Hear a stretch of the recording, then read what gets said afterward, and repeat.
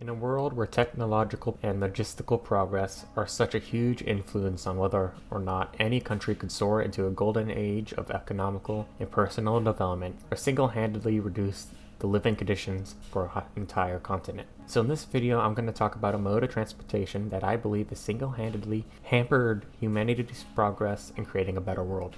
So I'll go into the history, mechanics, fuel source, and the effects of cars.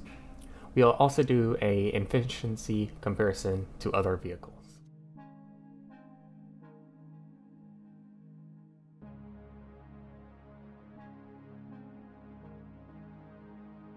So what is a car? Well, I think a good definition would be a vehicle with more than two wheels and is powered by some sort of engine or fuel. The concept of a car can be found all throughout history because humans are really lazy creatures and do not like walking any distance whatsoever. So we can see ideas of clockwork automobiles that use a crank that stores energy in the springs all throughout history. There are like a lot of concepts like this, so I'll just start with the first steam-powered vehicle, because the first steam-powered vehicle is more documented. The most commonly cited steam-powered automobile came in 1792 by Nicholas Joseph Crugnot. While the concept of a steam-powered vehicle popped up over 100 years earlier, Nicholas is the first to make a fully functional version. It was also pretty bad, with it being worse overall compared to a horse, but as we all know, that didn't last long. With the unstoppable march of progress improving all that it touches, with the first non-steam powered vehicle popping up in 1885 by Goblet Daimler, it was pretty bad, but it could fit more people. And this time, there were some minor improvements in this time, but I'll just skip ahead to the Model T, which was invented in 1908 by 3 engineers working under the Ford Motor Company. This new automobile was a gasoline-powered vehicle that at its shortest distance could travel would be around 200 miles, with an average speed of 30 miles per hour. This, along with its cheap price, allowed the American middle class of the 1910s to adopt the Model T. The cheap price was generally chalked up to the Ford production line. With Ford having made over 4,850,000 Model Ts, the necessary infrastructure was needed to support these vehicles. With the United States government decided to focus on car infrastructure investment over trains in 1956, with Federal Aid Highway Act allocating $25 billion or $215 billion adjusted for inflation, which hampered the United States' ability to improve the railroad industry. They also had to acquire fuel for these vehicles, with gasoline being a non-renewable resource. It was necessary to acquire an excess supply of oil to produce fuel, with them using various methods like invading the Middle East, trading, domestic production, invading the Middle East again, or overthrowing foreign governments. With that all said, let's get on top of how most cars work in modern day.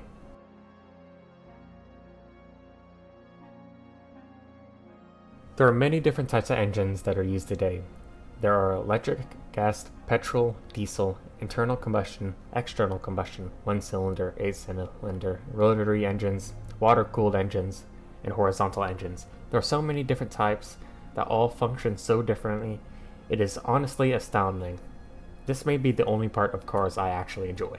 If we go into detail on the most common engine type, the combustion engine, which uses gasoline, which comes from the distillation of petrol, which itself is made using oil. The way they use petrol is by igniting it to cause a mini combustion, which is most commonly used by piston cylinders. These piston cylinders use the combustion of the petrol to pump up and down, creating energy. That's how cars spin the wheels, but how do cars move their wheels? Well, when a wheel turns, it moves these little screw-like things in the steering box, which then pulls and pushes the front wheels in whatever which direction. So basically like a pulley, but with gears.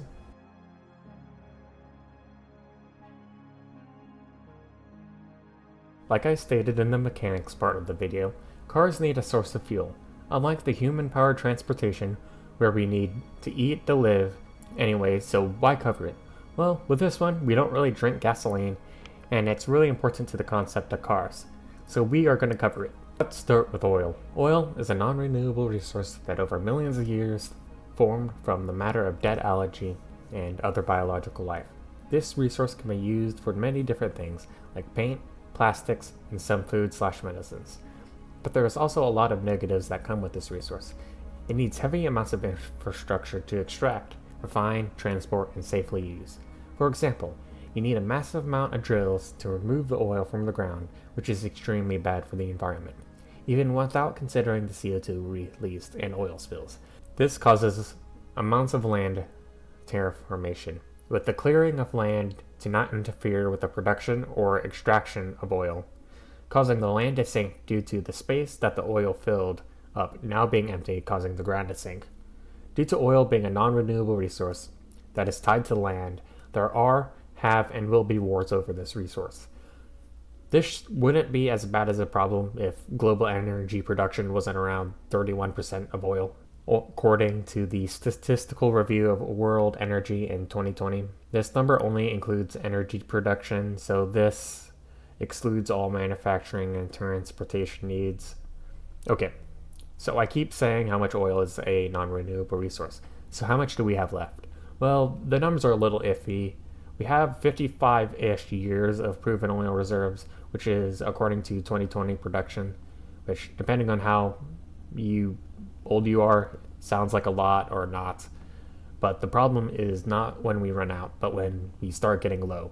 Because due to the laws of supply and demand, the less oil we have, the more expensive it will be.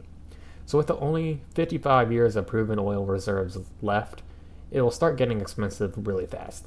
If we don't swap to a different energy source or find more oil, which if we try to guess how many years left we have, it would probably be 80-ish years of non-proven oil supplies.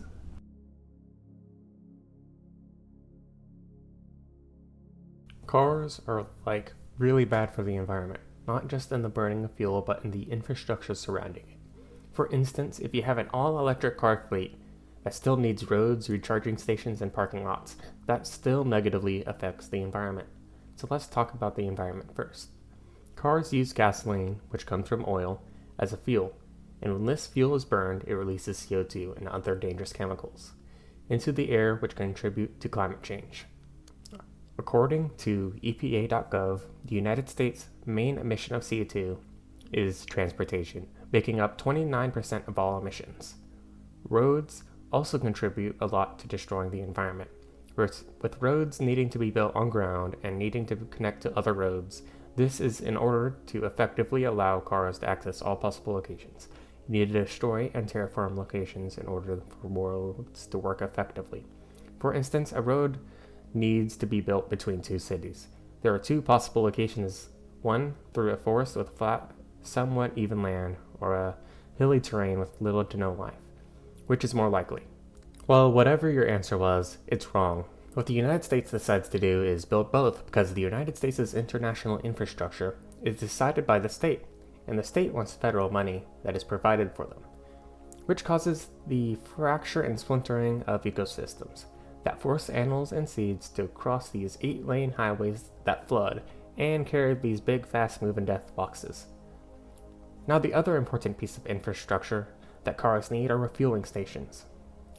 These, from what I can gather, don't really affect the environment as much as cars and roads themselves do. From what I can tell, most of the environmental impacts are from roads/cars and improper installation, causing some environmental damage. The last piece of major car infrastructure is the parking lot. These are necessary for car infrastructure because cars are quite big and you need a place to put them when they're not in use. In my opinion, this is the most detrimental of all car infrastructure because in order to build these parking lots, you need to remove a lot of vegetation from an area greater than the actual location itself. For instance, imagine a place that is meant for thousands of people to come together and enjoy their favorite pastime. But in order to go there, you first need to drive through very slow traffic jams for over half an hour, then spend another 15 minutes finding a place to park, just for you to get the farthest possible parking spot. Then you had to walk another 10-ish minutes to the actual location. This situation that I'm describing is basically the Kansas City Arrowhead Stadium. If you look at this image of the parking lots taking up more area than the actual fucking building, for instance. Arlington, Texas, according to The Hill, is over 42% parking lot. Like, Jesus Christ. That doesn't even include roads. All this land area being used for car infrastructure when it could be better used for something else, like housing, for instance. It's just so dumb. I don't get it. Why?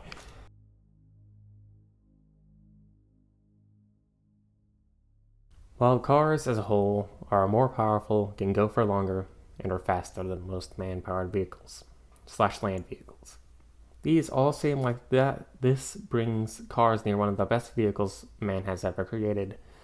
But the thing is, while cars do seem like they are the best possible vehicle, it's all about what niche a car can fill, and the niche a car is most commonly put into is seriously outcompeted in all aspects. A short distance commute can be filled by bicycles, trams, or buses. Long distance commutes can be done by train, planes, and boats. The only niche cars that are even close to filling are like some short to mid-range cargo hauls. So when it comes to what niche a car can fill, it's extremely outcompeted in both the environmental and financial costs.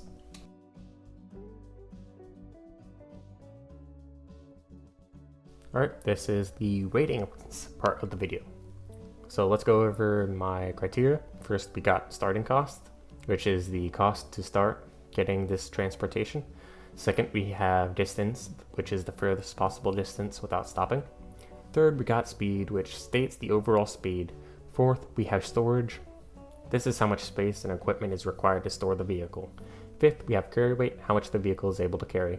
And lastly, we have maintenance and operating costs, which is sort of self-explanatory. So here are the ratings. SC4.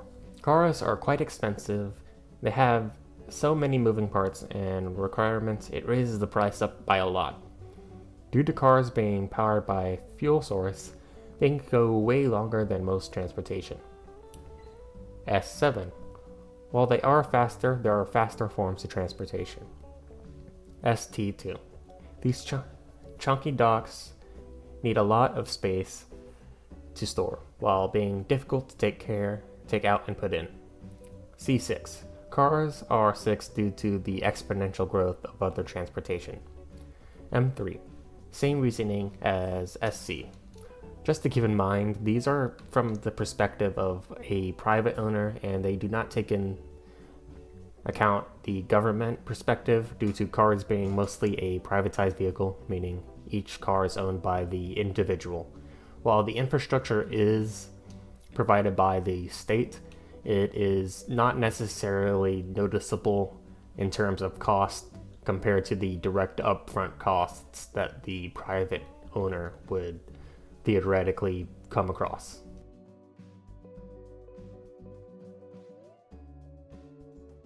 Cars are terribly inefficient, with them being completely outperformed in almost all categories, and comparing that inefficiency to other transportations on top of how terrible it is for the environment, how scarce the fuel is, and how much infrastructure is needed to operate this vehicle, it is probably one of the worst for a modern society. Okay, so I just finished the DPV video, so here's my ending thoughts on it. Well, to be honest, I'm not great of an artist, so I'm gonna start changing my background image to actual footage. I don't know, probably have gameplay or something, because the art itself takes a really long time to do, and I'm not good at it, and my hands not really the steadiest, so I had to use the straight line tool a lot, which slows down the process. Another thing is I'm probably gonna try to change up how I speak, because I don't really get a lot of time to record because I live with other people. I got a job, and I live my room's right next to the washer and dryer, so that's constantly running in the background. So I just have to take advantage of the little time I get that is quiet, and this is the quietest it gets. So my audio is sort of chopped together from every single day that was quiet enough for me to record without any major background noises. I also still trying to improve how I write you can still see some errors, but there was a little bit better flow compared to the other videos. Also try to do I don't know, a different topic this time because I'm kind of getting a wee bit bored of the vehicles. I'll try figuring out what to do next, but there isn't much on my mind right now, so I'm probably just gonna skip next month's video in favor of me finding and doing a better topic and producing a overall better quality video. But thoughts on the video itself, there isn't really much else for me to say.